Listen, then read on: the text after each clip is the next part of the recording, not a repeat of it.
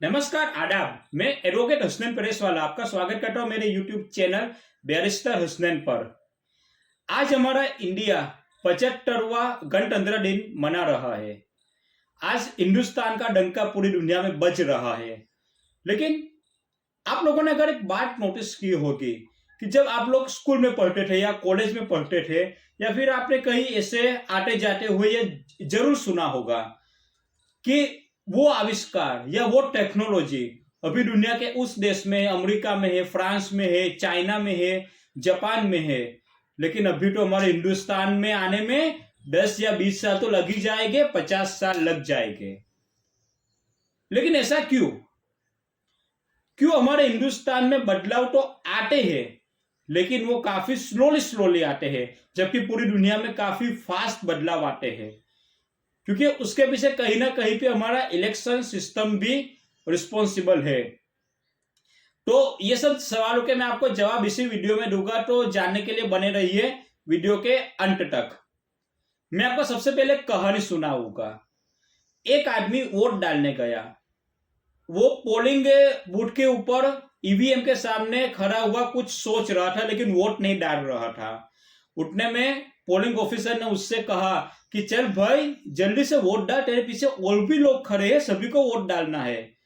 वो आदमी अपना ऐसे सर खुजाते हुए बोला कि अरे साहब जी, मुझे तो याद ही नहीं आ रहा कि कल मुझे किसने दारू पिलाई थी। पता है, हम लोग हिंदुस्तानी वोट तो डालते हैं, लेकिन हमें यही नहीं पता होता, हम में से अधिकांश लोगों को नहीं पता होता कि ये जो सब संस्थाएं होती है, जैसे कि लोकसभा है, विधानसभा है, या फिर पंचायत है, या हमारी म्यूनिसिपालिटी है, ये सब करती क्या है और ये सब है क्या। मैं आपको वैसे नहीं बोल रहा और मेरी बात को बुरा भी मत मानना, लेकिन ये सब मेरा एक्सपीरियंस है। मैं आपको डायरेक्ट एक्सपीरियंस बता रहा हूं। अगर मैं उसको अपने लीगल लैंग्वेज में बोलूं तो मैं उसको बोलता हूं कि ये मेरा प्राइमरी एविडेंस है, और अगर मैं उसको मैथमेटिक्स के लैंग्वेज में बोलूं तो मैं ये बोलूंगा कि ये हमारा प्राइमरी डेटा है। ये डायरेक्ट एविडेंस भी और प्राइमरी डेटा भी है। देखो, अब यहां पे होता क्या है कि जब हम लोग वोट डालने जाते हैं, ठीक है, तो हम लोग वोट कैसे डालते हैं, पहले मैं आपको ये बता दूं कि हमारे भाई ने कहा, भाई बंधु ने कहा, किसी रिश्तेदार ने कहा, अड़ोसी पड़ोसी ने कहा कि भैया वो आदमी ना बहुत अच्छा है। क्यों अच्छा है? क्योंकि वो हमारी जात का है, हमारे गांव का है, हमारे बिरादरी का, उसको ही वोट डाल दो। अरे भैया, आप लोगों को आपका नेता चुनना है, आपका जीजाजी थोड़ी ना चुनना है। देखो, मैंने अभी तक 2 इलेक्शन लड़े। सबसे पहले जब मैं म्यूनिसिपालिटी में था, तब जब मैं कैंपेन में जाता था तो बहुत से लोग मुझसे बोलते थे कि भैया हमें फ्री में इलेक्ट्रिसिटी चाहिए, या किसी ने मुझसे बोला कि यहाँ पे एक बड़ा सा स्कूल बना दो। अब क्या स्कूल बनाना, फ्री में इलेक्ट्रिसिटी देना, ये काम म्यूनिसिपालिटी का है। जब मैं गुजरात विधानसभा इलेक्शन में था, तब कैंपेन में किसी ने मुझसे बोला कि हमें तो गोधरा में बड़ा सा एयरपोर्ट दिला दो, या फिर किसी ने यह भी बोला कि यहाँ पे बहुत सी गंदगी है, उसको साफ करवा दो। अब क्या गंदगी साफ करवाने का काम विधानसभा का है, या फिर क्या एयरपोर्ट बनाने का काम एमएलए का है?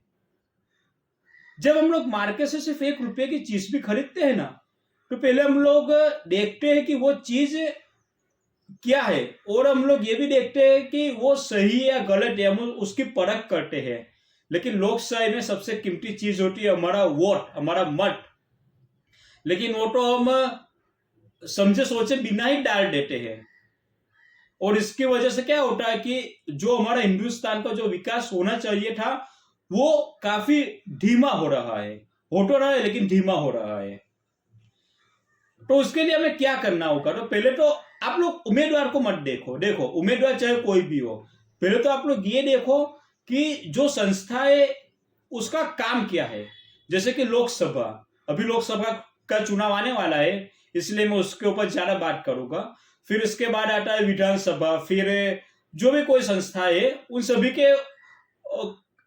का पहले काम देखो कि वो सब करती क्या है, वो संस्था है क्या। फिर बाद में आप लोग क्या करोगे, आपके प्रॉब्लम का एक लिस्ट बना दो। जैसे कि आपके वहां कोई हॉस्पिटल नहीं है, या आपको स्कूल बनाना है, कॉलेज बनाना है, गंदगी साफ करनी है, या आपको जो भी कुछ है वो आपका प्रॉब्लम है, स्ट्रीट लाइट आपको चाहिए। फिर बाद में ये देखो कि ये सब आपको कौन दे सकता है, ये सब काम किसका है। फिर बाद में आप उसी आदमी को वोट दो जो ये प्रॉब्लम को सोल्व कर सके।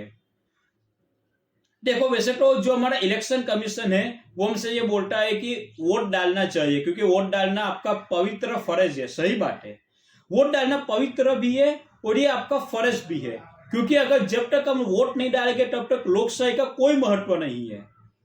अगर लोकशाही की व्याख्या देखो तो भले उसमें वोट के बारे में कुछ ना आता हो, ठीक है, लेकिन वोट है तभी लोकशाही है, तो वोट तो डालना ही चाहिए। लेकिन ये तो पता होना चाहिए ना कि हम जिस संस्था को वोट दे रहे हैं, अभी मैं संस्था की बात कर रहा हूं, मैं उम्मीदवार की बात नहीं कर रहा, ठीक है, तो वो संस्था क्या करती है और वो है क्या। और मैं आपको ये बात दावे के साथ बोल रहा हूं कि जिस दिन हम लोगों ने सिर्फ ये देखना शुरू कर दिया ना, तो हम लोगों ने तो बहुत सुन लिया कि हमारा इंडिया इतना पीछे है, 20 साल 50 साल पीछे है, लेकिन हमारे बच्चों को ये नहीं सुनना पड़ेगा। और मैं ये भी बोल देता हूं कि कल उठकर हमारे बच्चे यही सुनेंगे कि ये आविष्कार तो हमारे इंडिया में ही हुआ है, उसको दुनिया के दूसरे देशों में जाने में और वक्त लगेगा। लेकिन ये तब हो पाएगा जब लोग हम अपने वोट का वैल्यू समझेगा, अपने वोट की कीमत समझेंगे। और जिस दिन हम लोगों ने अपने वोट की कीमत समझकर वोट डालना शुरू किया ना, मैं आपको ये दावे के साथ बोलता हूं कि इंडिया को आने वाले 10 सालों में विश्व गुरु